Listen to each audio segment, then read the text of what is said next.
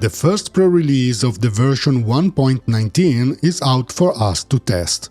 As usual, you can download it from the download page of your account under the voice Other Goodies. Let's take a look at what's new in this pre-release and let's speculate a bit about what we can expect from the version 1.19. The working title of the version 1.19 is The Junk Redux, and is going to be focused on polishing the code and making sure the game engine still has plenty of room for the game to grow. The pre-release introduces a rudimentary support for the mini dimension system. This means that the war chunks can now be rendered independently of their position in the standard map system. By further reading the Mov Chunks public notes, it looks like the developers are building the foundations for movable groups of blocks, introducing the possibility to add movable and rotating rooms, non-wheeled vehicles such as elevator cars, ships and airships, and connected blocks failing as one, like for example collapsing roofs. As stated in the document, 1.19 will not include any engine tech specifically for ships or other vehicles, but modders are welcome to add such features in their own mods. This means that we will not get any vanilla vehicles yet, but the developers are building the foundations to make it possible for modders.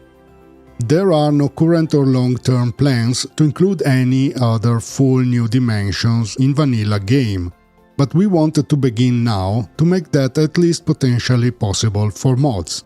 Tyrone started Vintage Story with an eye focus on making it easier for the modders to add the content that is not available in the vanilla game, and it looks like that focus is still maintained at the same level. For those who like a more immersive gameplay, there's a noticeable improvement to the first-person mode. Now you can see the hands of your character do stuff like throw rocks and shoot arrows from bows. There is now a wearable animation support that adds animations to the items that the player wears. The chiseling system has also been upgraded. Chisel blocks now support decorative layers, naturally integrate into the terrain when they are part of a ruin, and can become submerged in soil. After the bears and the gazelles of the version 1.18, 11 species of deer have been added to the game, and it looks like some more will be added in the next updates. I don't know if moose and elk are part of the deer family, but I wanted to point out that they added those as well. Now it's possible to catch domesticated animals with a basket. This is currently possible only for animals of generation starting from 5, and, like for the populated skeps, it requires a free backpack slot. Some beautiful new textures for throws, buckets and seed bags are enhancing the game's stunning graphics and playing a key role in making Vintage Story more engaging in each version. The world map has been revisited and now it reveals way less. The vegetation is no longer displayed, but now we have switches to show and hide terrain, waypoints and prospecting. The prospecting is shown as dots that display the readings when you move your mouse over them. Some new features for the character selector mask. Now we can randomize the character and call back the last selection we picked up. This means that if we create a new world and we want to use the same character, is it possible to click on last selection to call back the character we created the last time we used the character selector mask, saving a lot of time.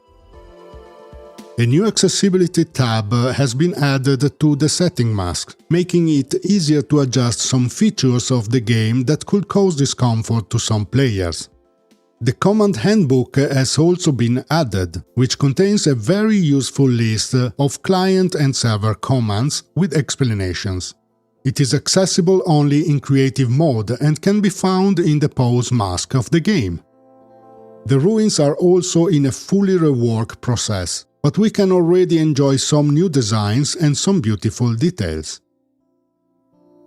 For the joy of the wilderness survival players, the new cave-in system allows you to get buried alive under tons of rocks. I hope you're happy now.